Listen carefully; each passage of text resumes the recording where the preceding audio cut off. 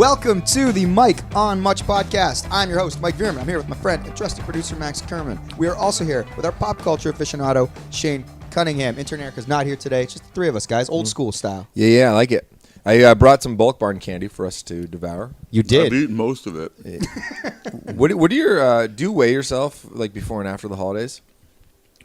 When I know I'm fat, Yeah. I try not to weigh myself because I get so depressed. Oh, but I interesting. do weigh myself when I'm in relatively good shape. Needless to say, I'm not weighing myself right now. How accurate are you when you think you're like, I probably gained 4 pounds, and then you check? Oh, I know it to within like under half a pound. I've never Really? been wrong. Ever been wrong. Honestly.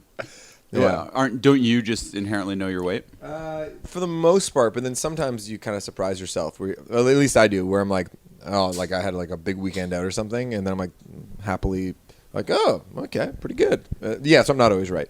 Is my point. But What's your ideal weight where you know like tonight people are going to think I'm a hot guy? I think like 176 to 178 is ideal. But then sometimes it's like after a long weekend, I'm like up to 181, and you're like, ugh. Yeah. And then but I usually can sort it out within a couple of days. Yeah, that's good. Yeah. If I get to 183, it's unbelievable. What? It's just crazy. Like I just think I'm the best guy in the world. Oh, interesting. Nice. It's hard to get there though. It's like I have like a week and a half in the summer where I'm there. That's pretty much What are you at right now? I'd rather not say, but over 190, I'll say that. Well, if it makes any difference, Humiliating. you don't. It's the holidays. Everybody It's overindulges. yeah. Like you can, and this is kind of the thing that everybody does is throughout December, even going into December, you know it's coming. You kind of get crazy, and then everyone's like, "Oh, I'm going to get right Jan 1st." Yeah. It's almost like a determined sort of reset, so you can kind of get nutty for the last, couple. December weeks. is my most depressing month though. I've always disliked it. You are actually going to Florida, though. I am, yeah. So will that extend your party time until when you get back? Yeah, well, and it also makes me more depressed because I'm going with Alex's brother, my brother-in-law, who is like cut from, what's the expression, cut from stone? Sure. Yeah, he's just naturally ripped. He's got the body of an Adonis. He doesn't really have to try. No, he's just genetically blessed. That's It's so really annoying. humiliating standing next to him, and they want to have photos. So a good move is, if you're a dad, just to give it a dad tip, hold the baby, have the baby cover your belly, and then usually guys have decent biceps, so you kind of flex while you're holding the baby, and it's blocking all your... Yeah, Lucy's like, why are you squeezing me so hard, Daddy? Yeah, exactly. Why is Shane wearing a sweater in the pool? That's another move. I think we've talked about my candy addiction, right? Oh yeah, you have. Yeah, and Bulk Barn. I don't think. I mean, there's a few places where I see you extremely happy, but there's a certain glint in your eye when you walk into a Bulk Barn. I'm not kidding. my enthusiasm for it has really not changed since I was a child. Yeah. But sometimes I go what if I tried to cut out candy for like a week or something, and I literally last for 4 to 5 hours, and then I'm like back on it. It's funny, the idea of like sort of discipline when it comes to diet in general. It actually it's so funny how it does work, but how hard it is to do. Because you'd think psychologically, is it that hard to cut out like chocolate and jubes and shit like that? And there's been times where I've done say like 3 weeks where I'm like I'm actually not going to eat shit, or like even sometimes I'll get to a month, and you do feel great. You actually end up just dropping sort of stuff naturally, just kind of living your life. But then it's like you go to something, maybe a pod producer brings in a bunch of candy from Bulk Barn. Brings in $15 worth of candy. And then once you do it, you're like, fuck it. And then you just sort of start eating any piece of shit candy. Then it's like 3 PM. You're like, I could go for a donut. It's like, what happened to the discipline? Why is it so hard? Are we conditioned to sort of like treat ourselves? Like, what happened along the way where we became addicted? Is it just sugar's the new drug? There's some evolutionary thing happening. Well, it's just 21 days to create a habit. So I find if I'm working out for 3 weeks, it's hard for me to break the workout cycle. Like right now, I brought my gym bag because I've worked out every day. I've been playing a lot of basketball, and I was hoping we could get this done relatively quickly so I could go out and play because I'm addicted right now to working out. But I'm also in a horrible food period. Yeah. So I'm also addicted to food. So it does balance. Well, they say abs are made in the kitchen. Yeah. Oh, diet base is way more important than exercise. Yeah. Yeah. Basketball is good because you do burn a lot of cardio relatively easy. Burn a lot of calories, rather. Speaking of basketball, Shane and I hooped yesterday with John Popoulos, co-host of teammate. Yeah, and co-host of the Pedestal. We played 5-on-5 against these kids. We ran the damn gym until the last game, but it's look at my finger. Ooh. I jammed it trying to block some kid from behind and ended up like hammering. I also got a knee on knee. And Ooh. and I was saying this to Danica after I played that these things happen, and she was just like, when you said you were playing basketball, because we're going to Ireland in like 10 days, and she was like, just don't like hurt yourself. Like if you like twist your ankle. Shane's had this happen right before he had Lucy. He like broke my ankle. You broke your ankle. It ruined you. It does. So she's like, maybe don't get out there, but. We have to practice, Max. Because we got a big tournament. We got a big tournament. Yeah. Me, you, Shane, and John Popoulos. We're playing in the Raptors Republic tournament. You know what would be amazing? So this it's a 3-on-3 tournament. It's at the Ryerson Gym. Yeah. And we'd love pod fans to show up and cheer us on. Yeah. We want an audience. Asking people to come out. Yeah, Oh for my sure. God. We Bring signs. We play better under the bright lights. You know, like I think we will perform better. If we have people chanting our names, MVP. What's our team name again? 8 balls. Do you know why? Because there's 4 guys, we got 8 balls. It's true. Yeah. We actually, when we played the Nick Stauskas, who was a former NBA player, a tournament, whatever game at the that big arena at the old Maple Leaf Gardens. That's where we're playing this. Oh, is that where this tournament, is? too. Yeah. So they have like the bleachers and all that. Oh, it might be in the gym downstairs, but same facility. When we played, with the packed house, I'll say I went 2 for 3. I hit a 3-pointer and a layup. I felt pretty good. That's awesome. I like it when the lights are up. So to your point, you know what? Maybe some pod fans should come out and check it out. I like it. Yeah, it's like when a girl you like comes to watch you play. Yeah. Extra It juice. Yep. Do you actually? That's a good question psychologically. I mean, I guess I know the answer for Max since he's in a band, but like, some people be like, "Oh, like my dad came to my little league game. It made me more. It junked me up more than it made me encouraged." Or like you said, a girl's in the crowd that you maybe like, or something, or some peer that you respect a lot. Do you find, Shane, in those moments you perform better because the stakes are higher, or that it makes you so nervous it knocks you off your game? It depends. Like my mom has only seen me play basketball once, and in that game I hit 7 3-pointers. Oh wow! Is she And- available for this tournament? To watch Oh us? no, well, I don't now. I'd be nervous if she came to watch me play, because she thinks I'm amazing because that one game I was so obviously the best player on the court for that one game. Yeah. But other times, I don't like pressure. 5-on-5 has never been my game anyway. I'm such a 1-on-1, 3-on-3 player. Yeah. That just the full court game is something that is hard for me to adapt to because I over rebound, and as a smaller person, that's not a good idea. And transitionally, it's kind of a bad move. But for 3-on-3, it's awesome to be a good rebounder because there's no repercussions if you don't get the rebound. And you don't get back, and your guy's already on the court. What about you? Yeah, I like when I have someone there to try to impress. I think it's good. It like lifts your game. I think so. You like the feeling. And if I'm playing with guys that I know I'm equal to or better than, I'm way better, or guys I'm comfortable with. If I'm playing with guys who don't know me too well, my game's a little janky, and then I get nervous that if I miss a shot, they're not going to give me the ball because they're under the impression I'm a bad player, which I'm not, but I'll live up to that self-fulfilling prophecy based on confidence. Hey, speaking of your trip to Ireland, Yeah. a little shout out. She listens to the pod. Ash Campbell. Yeah, is yeah. getting married. A former love of yours, actually. Oh, yeah. If we can talk about that. Yeah. Did you consider going to this wedding? Oh, well, you were trying to set me up for I wasn't invited, and then you all laugh. No, I thought you were definitely invited. No. You weren't invited? No. Oh, I think this is all part of your plan, Max. No, I just assumed you would have been invited. But then I was thinking about the politics between like talking to Alex about having to go to an ex's wedding, even though there should be no politics because she's getting married, you're getting married, or you've been married, you are married. And it's like I think it's when it's like two. Wow, Max, you really stepped in it. And I think when I think when it's like 2 girlfriends removed, it's not that you can do this. It's like 3 girlfriends. Like I'm not saying that it would. I think it might be weird to go to the wedding if you're Shane and Alex, but I'm saying it's not crazy for her to send an invite. Yeah, but I think it's hard to get over old Shaney boy. You want to make it uncomfortable for her new beau. Oh, yeah. Yeah. How many crunches would you be doing? Would you, if you were going to that wedding in this December? Would you have really Would you gotten be any Honestly, candy for right her now? own benefit, I'd probably eat more candy because I wouldn't want to ruin anything. Do you think if you got an invitation, Alex would be okay with a family trip to Ireland in the way that Mike and Danica are going? I will say no. Fair enough. Yeah. Yeah, so Danica is friends with Ashley Campbell, as you Yeah. said, because she used to be a part of our gang back in the day Before she moved away. But she's getting married in Ireland in this small town at like a castle. It's like Downton Abbey. Yeah, shit. because her beau is an Irish fella. That's correct. Yeah. Is it annoying for me to call that her beau? I don't know. Max is so old fashioned. But she is the girlfriend I'm on the best terms with. Like I think we're legitimate friends. Yeah, she's awesome, and whenever she comes back to visit, she. You were invited to the wedding, weren't you? Yeah, I was invited. So what's up? Why the fuck aren't you coming? Nah, there's just enough other shit going on that the trip to Ireland. We could have had some fun, man. I know, it would have been very good.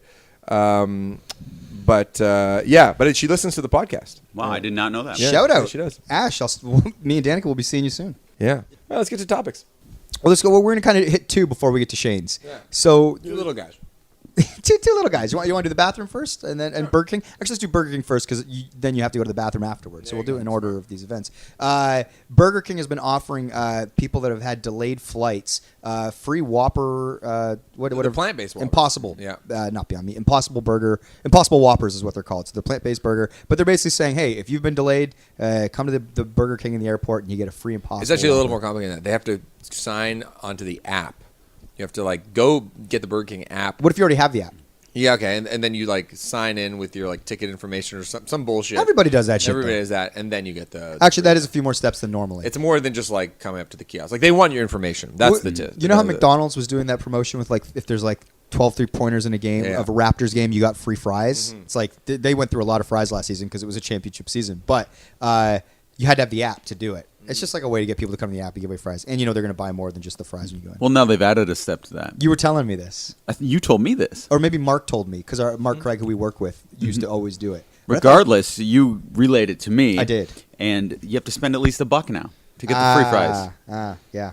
But anyway, the question here is twofold. One, are there any sort of promotions that you guys sort of enjoy that stand out to you? Do you guys like these kinds of executions? Do you think it's good for businesses to do this? And do you find them beneficial to yourself? And 2, if you were delayed on a flight or they were trying to basically make rooms or spaces on a flight and they were offering to buy you out, what price would it have to be for you to give up your seat?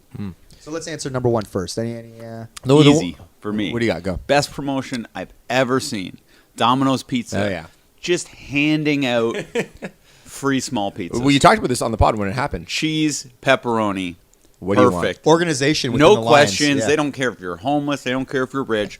They're giving you a small pizza, and it was delicious. It was one of the best pizzas I had ever had. And I'm like, oh, you don't want me to sign up for an app? You don't want my phone number? You don't want this? They're like, we don't care. You're already asking too many questions. They're just like, go. No lineup. Anytime something's free, there's a fucking huge lineup. It's never worth the free donut for the 3-hour wait. The lineup was moving faster than I could walk.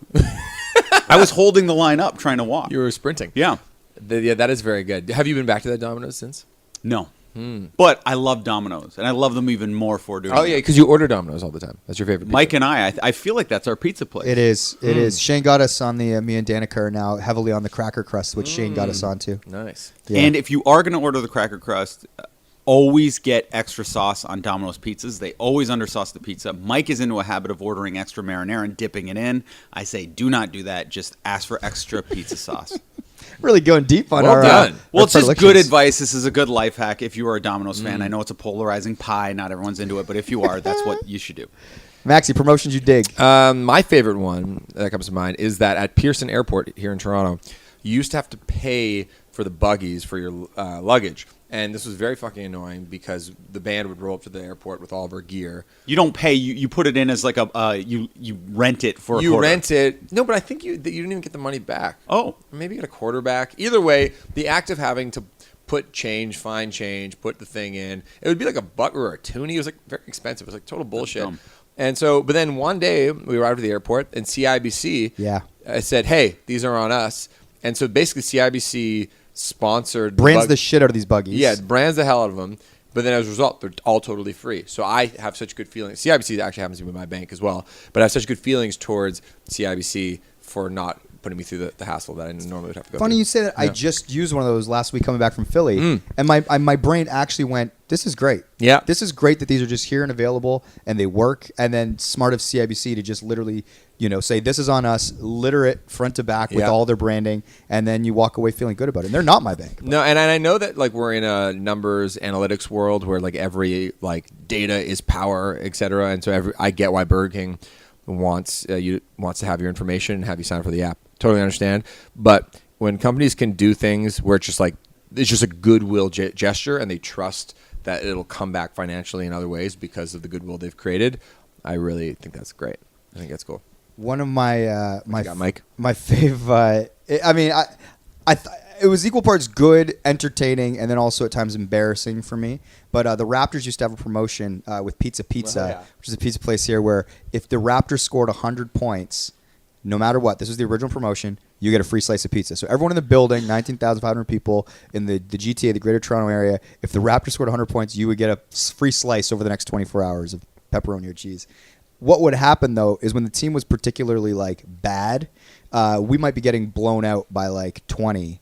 And then the fans would basically be rooting hard for a guy to basically hit a free throw to get to it. Say it was 99 to 120 and the game doesn't matter. So we're losing anyway. And then you have Joey Graham at the free throw line and he clanks the second free throw. So he would be getting booed by the home fans for not getting them their slice of pizza. Yeah. So they were like, shit, this is bad. Or the other thing would happen, we'd be blowing out a team, and what you do, common courtesy in basketball, is if you're in the blowout and then you have the possession of the ball in the last 24 seconds, you dribble out the clock, right? Yeah. But say you're sitting at 99 points. It's 99 to 75 or something like that. Now the fans, again, they start booing if you don't go and score the bucket for them to get their free pizza. So anyway, they had to change it so it was 100 points and a win so that it wasn't as depressing. Oh, interesting. Yeah, and then they got out of the free game. I wonder how much players talk about it, because at the odd time you'll see a player fuck with the entire arena. Pretend to put up the shot. Lou Will shot. Did that, I think. Yeah, and then everybody's just furious with him because the player doesn't care that everyone else is getting denied their pizza. But I wonder how much they talk about that. Best players. execution I saw of that style thing is I was at a game, a Wizards game in Washington. I was with you. You were, and their deal was if the opponent misses 2 free throws, everyone gets a free taco. So it incentivizes the home crowd to basically lose their mind on the opponent at the free throw line. Good. Very smart. Yeah. That's what the Raps should do.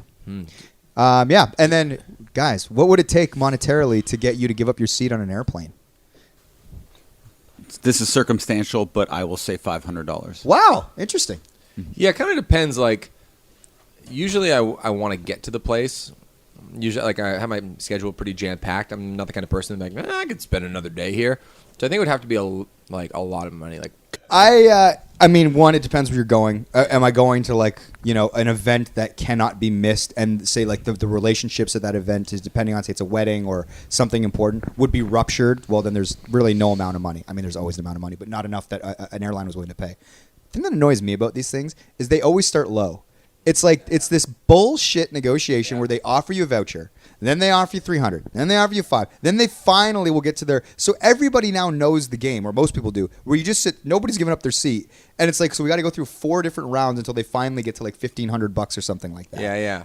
Why not just start at $1,500 and see who's willing to give up I'd the love seat? to be a part of the conversation at the airlines. Yeah. Okay, the protocol is we always start at $500. See if anybody bites, or what I mean? Yeah, it's just a funny piece of psychology, because it shouldn't be like that. It should just be a really generous offer. Start there. But I guess they go, well, we're gonna get bullied into asking for more, right? So I don't know. I guess, or it's offer it and someone might take it, but then it's you're the guy that takes the voucher for $200, and then someone's getting $500 cash as you're walking out, and you're like, shit, I should have waited 20 minutes. Mm-hmm. It's like car negotiations. The thing that always bothers me when you're trying to buy a car is it's assholes who go into things willing to fight with somebody will always benefit, and people that are just hey, what's the price of a car? I'm just a nice person that wants to buy a car and get the hell out of here. It's you are penalized for not being someone who's predisposed to fight and go in and try to be a squeaky wheel. It's such a fucking weird thing we have in bartering in this. There are shrewd society. Negotiators though who aren't assholes. I agree. But why does that have to be a prerequisite to buying a car? It's I know what a Big Mac costs. It costs the same for everybody. It's if you go in, Shane, you might get a different price on a car than I do, just because our personality types are different. And it's the salesperson's job to try and start at a number and just squeeze you. And it's a war of attrition. But if I'm really sweet to the cashier, sometimes she'll give me extra barbecue sauce and not charge me 10 cents. That's nice. All right, so this is kind of another mini topic, but Manager Ash put it in the group, which I found entertaining, is there's a new toilet design coming out that businesses can put in their offices, and they're on like an incline, so that it's actually a very uncomfortable exercise to drop a deuce at the office. You basically wouldn't want to spend that much time there looking at Twitter, whatever it is you do when you're in the stall. But I mean, it seems like workers or people that would ever have to use, the toilet in their office are outraged at the idea that companies would try and get like sort of lessen your experience in the stall to up your productivity or time at your desk. What do you guys think of I'd that? be fucking outraged. When I had a job, I loved my own personal time. And there was a nice little break, a reprieve from the world. Yeah. Yeah. It was less about the act and more just about having some quiet time. And Pre-cell phone. no, it was around. No, I'm saying pre-cell phone. I used to print off Bill Simmons columns from ESPN. There you go. At work? Yeah. And you'd bring them in the toilet? Yeah. What if you saw someone and you're holding all these papers? I slid it into, like, say I'd be wearing a flannel, like over top of a t-shirt. I'd slide it under my arm in the flannel so you couldn't see me come in with the papers. Wow. I'd put it in the arm, and then I'd put it in the recycling, which was like, right. That's a real throwback. They used to have more. Remember, like, bathrooms used to be like littered with newspapers and magazines and stuff like that? Like, just like people and whatever. I would never just leave it in the stall. People used to do that all the time, though. They would leave like newspapers on the floor, like at work. Like, no, I'm not talking about on the floor. I mean, some people do that too, but more just like, here's like a library, like it's a courtesy. What about you, Shane? What's the question?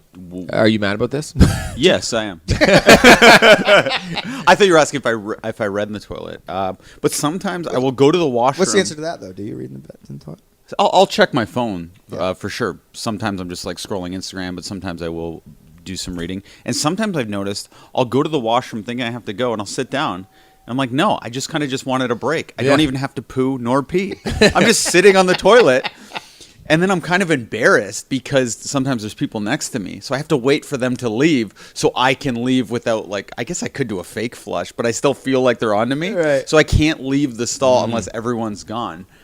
But I think it's such a bullshit thing to think that this is going to increase productivity when companies should know that creating a relaxed, comfortable atmosphere is the best way to increase productivity. Yeah, it's just going to make the companies angry. Like, if you want to waste time, you're going to do it on your fucking desk on the internet. Yeah. Like, the toilet's the least of your problems. Yeah, that's true. Yeah, you get more, bees with honey or whatever the fuck the expression is. Like, so, like, start catering lunches and more snacks. Have a little nap room, And, like, the minute you start counting people's minutes, like, and depending on the kind of work you do, obviously this is, like, sort of office work, which can be different than labor and all that stuff. But, like, it's like, I always used to find it very interesting is, like, smokers. Like, we would work with people that smoked, and they would go out for a smoke maybe 8 times a day. How long do you think it takes to have a smoke? 20 minutes, maybe? Like, no, I think 5 minutes. Is it 5? Okay, it felt like they would go outside, they would talk, they'd have a couple, whatever. They'd take their smoke breaks. I was really like, if you add up their smoke breaks throughout the day, that's a whole other lunch, guaranteed. So, like, the non-smokers would be penalized. So I never had to deploy it, but I always had it in my back pocket if anyone ever, like, questioned minutes. But luckily, in a creative sort of job and environment, people haven't traditionally counted minutes. If you want to fuck the dog, you're going to figure out a way to do it. Yeah. Yeah, you either have people that are productive or they're not. And whether that equates to 8 hours specifically with ass in your seat, Yeah, the smoker thing is really taking a turn, I feel like, because it used to be so socially acceptable. Whoever's a smoker gets their time because they have this habit that they can't kick, and that was just everybody's like, oh, okay, that's what it is. Now I feel like people who smoke outside are like degenerates. No offense to anybody listening, but do you know what I mean? Like anybody, that's harsh. No, degenerates is not the right term, but more you feel sorry for them. Where you just go, well, they can't even do it in a comfortable place. It's like, no, more away from the building. Further. Get back there. Yeah. And it's just like, oh man, this sucks. And then especially like in the wintertime right now, people are freezing. They're freezing, and it's like, oh god, man, it is. You feel sad. It's a dwindling group, and they're being pushed further and further away from the confines of where everybody else is huddled. I'd love to know what the smoking numbers are in general, like compared to say even a decade ago. I'm sure those numbers are there. Yeah. What any other what are any workplace measures that would make your office more efficient? Do you guys think? Man, I don't know. You guys don't talk about this? Like, you mean like actual, like ones that, aside from a toilet on an incline? Yeah, like something that's actually practical. That you, I think a ping pong table is great. You just like ping pong, though. A lot of people like ping pong. But that energy, like I like when I'm just playing a game with somebody, I can talk better. Like it's like chewing gum. Like gets your brain going. You know what? I've learned this to that point. I remember Michael Lewis was talking about when he's interviewing people, he likes to walk with them. He likes to do something with them. And because when you interview somebody sitting across from their desk, there's a social rhythm that is just sort of unusual and awkward. People tense up in weird ways. But I have the best conversations when I'm walking with people. And so he just likes to do an act of something. And I feel like, and manager Ash and I have our best, most fun brainstorms ever when we're walking around. And I just think that should be part of office culture. It's board meetings, I know you have to kind of do it if there's 10 people. 10 people can't go for a fucking walk. I totally get it. But I just find those to be exhausting and maybe not the most creatively, enabling. Adamo? From I think he was in the intern contest. Max said yes. Adamo. But you said without actually knowing. I could tell. No, I do remember Adamo. Yeah, I forget how we know Adamo, but he was on an episode. Yeah, he was on an episode, and I do comedy writing with him. Well, once a week we do an hour of comedy writing together. You do? Yeah, but he's so great because he'll sit at the computer and type while I'm walking around or just I'm not using my hands, and I'm way funnier with having someone like that to write with. Oh, that's the best. When I've done co-writes and I'm in the studio, it's number one, if I ever feel like I'm stuck, I'm like, all right, guys, I'm going for a walk. And I'll just leave. Just walking, feeling the fresh air makes a huge difference. But also, being able to dance around the studio is the most creative thing for me. And I've actually kind of changed my songwriting where before I was thought I had to be with a guitar or at the piano. But now I'm just Tony, can you just loop some stuff? Just play and I'll just kind of walk around and sing stuff. And the outcome is way different than if it had just been me sitting there. Yeah. It's really cool. Mike? Thoughts on pacing? Yeah, no, I think moving is good. I think anytime you get up from the desk, you can get in a rhythm that's not good at your desk. You you're staring at it. Oh, Max is standing right now. What if we did a walking pod? That'd be interesting.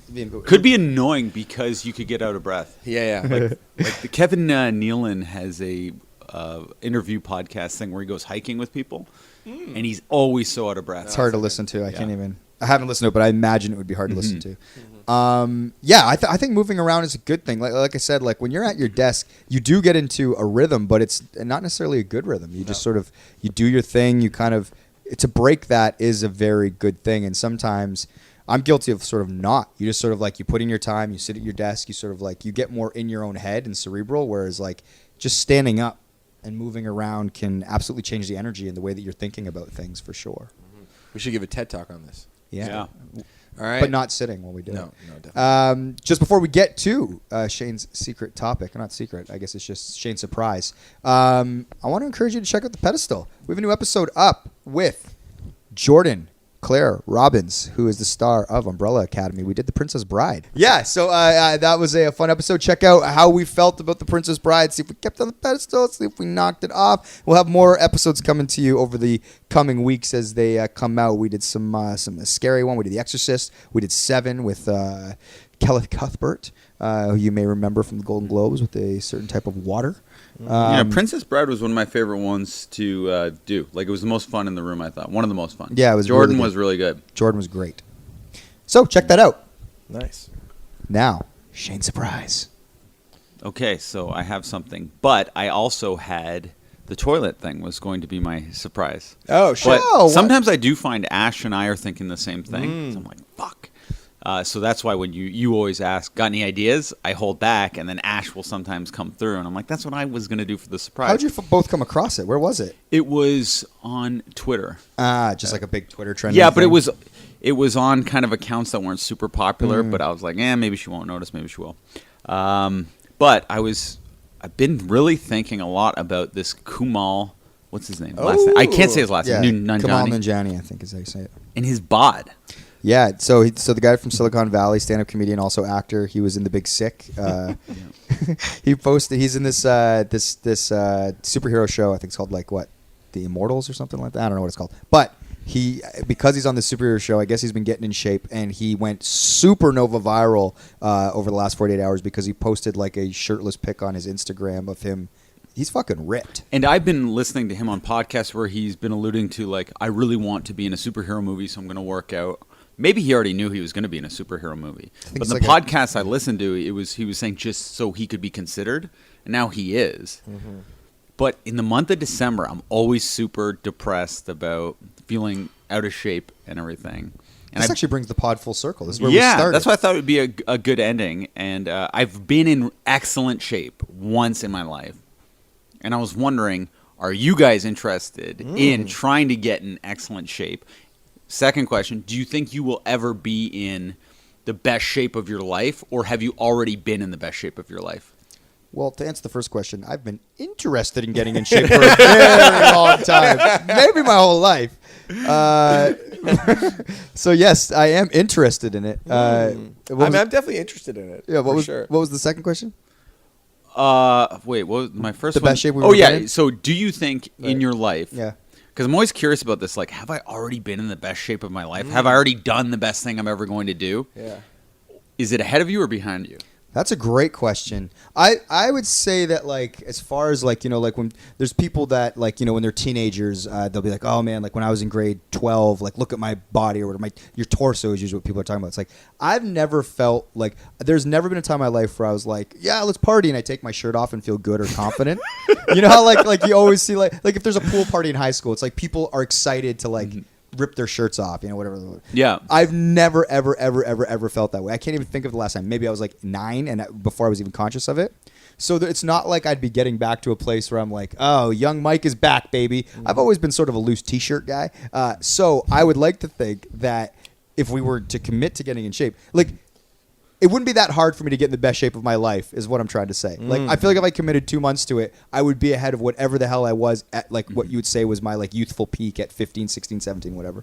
What do you think, Max? Yeah, I like this idea actually. The only thing is like, there's something about my like day to day that is somewhat carefree, and I think that like helps my disposition and when it comes to like all the people I collaborate with and work with, and anytime that there's like a stress that feels like, oh fuck, that throws me off my feng shui, you know, just so I'd want to do it, but you're way more intense than I am, and so on one hand I'm like, that could be very motivating for me, but then also could stress me out, which I might not want to do. So but I do in theory. How would you see us doing this, I guess, is the question.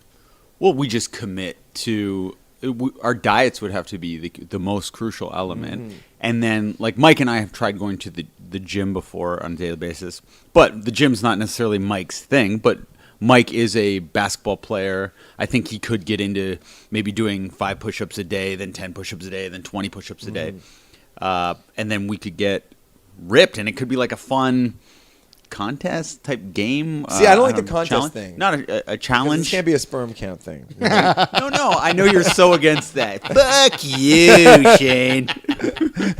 But I do like the idea of some accountability. A challenge. Like a challenge. Yeah, it just needs to be like presented in a fun way. So we all rip our shirts off now, get before photos. See, that even I don't like. Okay, but we don't post them till we're ripped. And we may never post them. When are we done this thing? Like what's the window here? By the way, Mike, are you into this?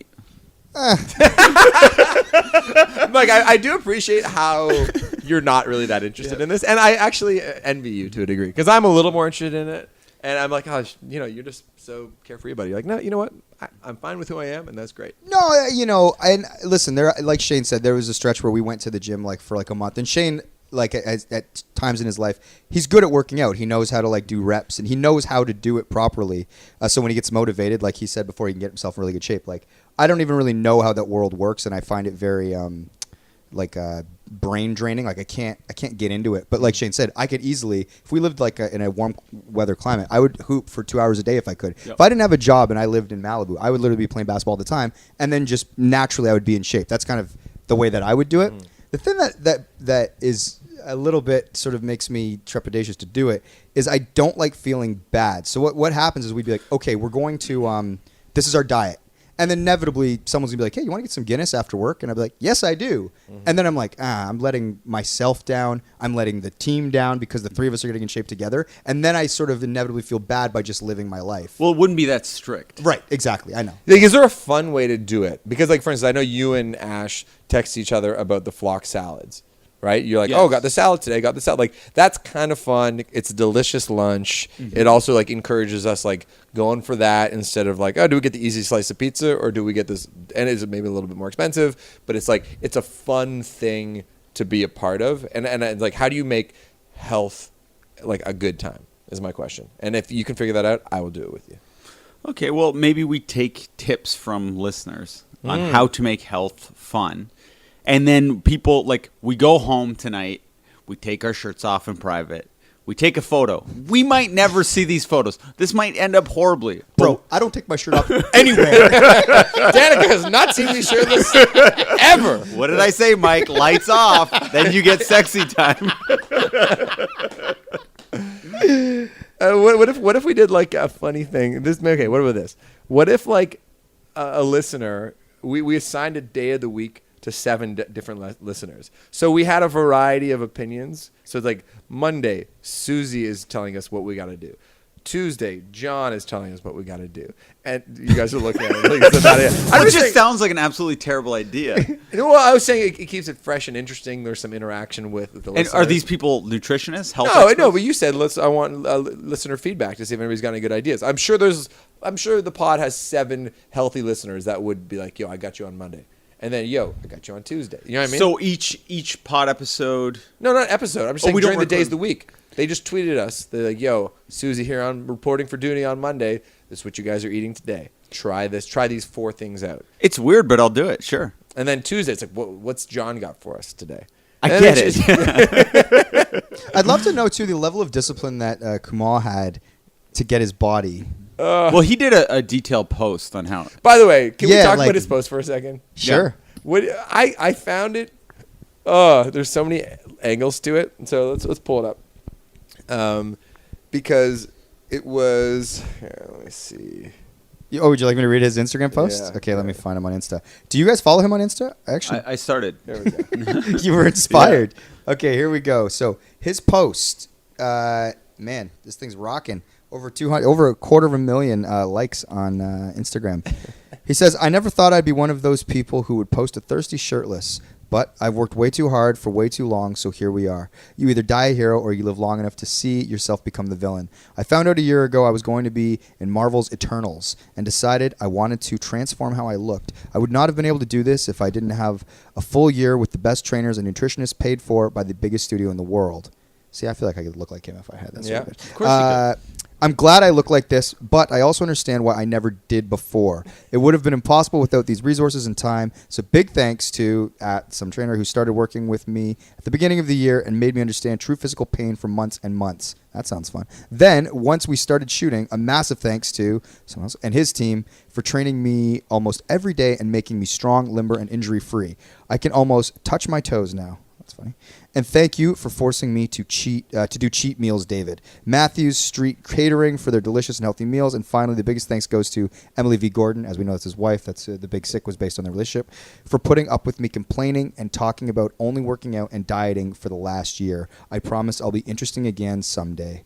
And then he hashtags thirsty shirtless and then gives photo credit. See, congrats to my guy here. Good for you and your sweet bod. I can't wait for the however. Yeah, however, I just like he's able to have his cake and eat it too, because he's able to like do the super woke thing, which he's known for. I've listened. By the way, I like him. I'm a fan of his. I think he's great. I think he's fucking awesome, and I've heard him on lots of podcasts, and he's able to like articulate the immigrant experience in America. He's so fucking good. He's a gift to us all. But he's able to like do the thing where it's like. He's like, this isn't just a thirsty photo, but it is kind of a thirsty photo. So he gets to do the thing where he still is just showing off and getting the same satisfaction as every other thirsty person, but he couches it in all this woke conversation about how his privilege and how he was only able to do this because he had nutritious and stuff like that. But it's like at the end of the day, you're still doing the exact same fucking By thing. acknowledging posting a shirtless photo is lame doesn't negate the fact you're posting. You're an just awesome fucking. shirtless You're photo. doing it anyway, right? So it's just like he's And able fair. to have his cake and eat it too, and I just find that to be kind of. But do you know what I find? You honestly, you hate people who do the exact same thing you do. Probably. Because you're like, I can smell the "Listen, bullshit. I'm in a band. It's kind of my job to be the hot guy. So here I am being hot. Like, you know what I mean? No, you're right.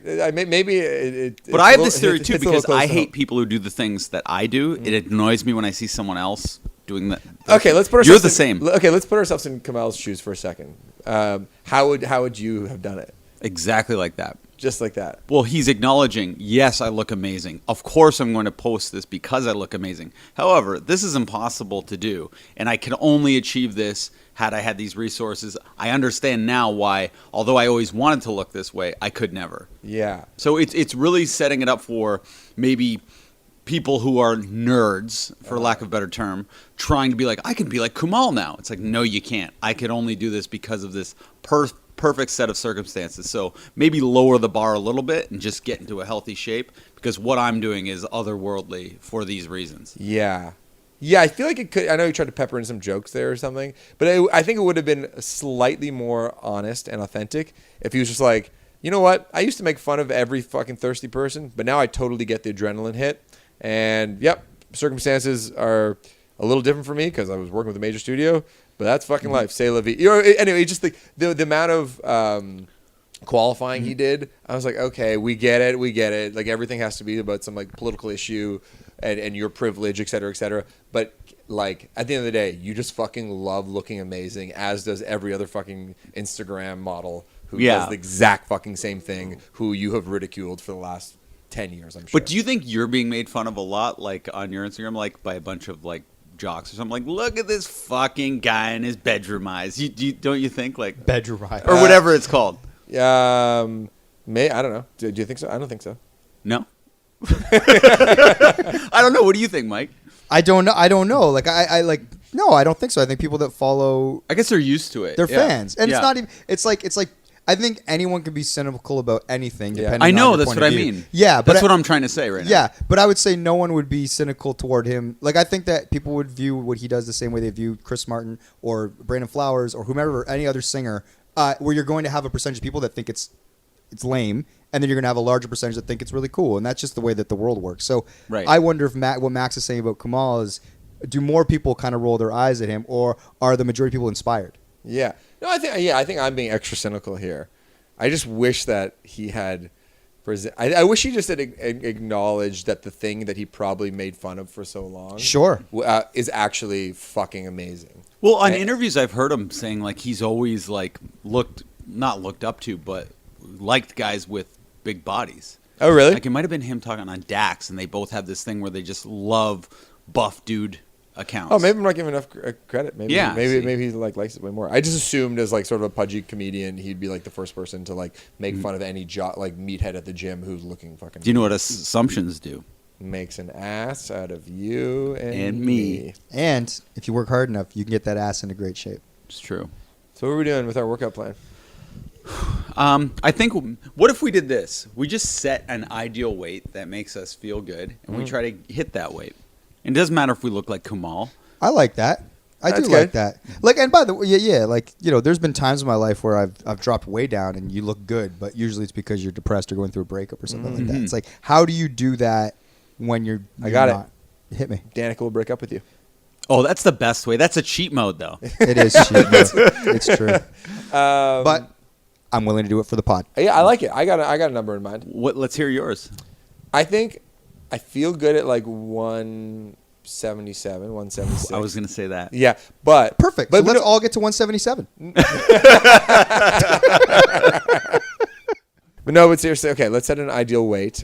And okay, but I've always wondered if I got down to like 173. Whoa. Like, because I think 177 is me like not fucking drinking and eating pizza like regularly. What are you, 6'1"? 6. 6. You're But I kinda 6, like a more 6 flat? narrow You're 6 frame. flat? You're But- a little taller than me, so Yeah, but I have, I'm I have like a perfect. narrow frame. You have broader shoulders than me, Shane. Is that a and, good and thing? longer arms. We've talked about how Yeah, long your arms it's are. true. You're packing like 6 extra pounds in those arms. Yeah, Yeah. it's true. On either side. And so, but I wonder, I'm like, oh man, if I was like really disciplined, not really disciplined, but if I just like, you know, opted for the salad instead of the pizza, like 2 to 3 times a week. Yep. And I didn't go to Bulk Barn once a week. Oh, man. Like, they're I they're think- going to go to business, bro. I know. I think I could get down to that weight. I think. But I've never actually fucking What are you tried. right now? I think I'm like I just had some pad thai. I'm probably 180 right now. 180? Yeah. You're only 180? How much do you think I was? Oh, I thought maybe 185.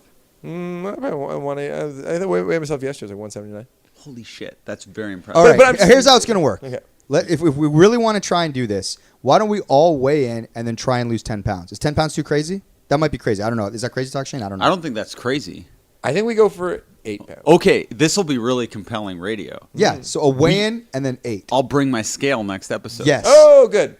This will be great. This is going to be embarrassing. I'm going to have to lose weight just for the weigh-in. Before the weigh-in. Stop it. You look great. It's not about looks. It's about what the scale says.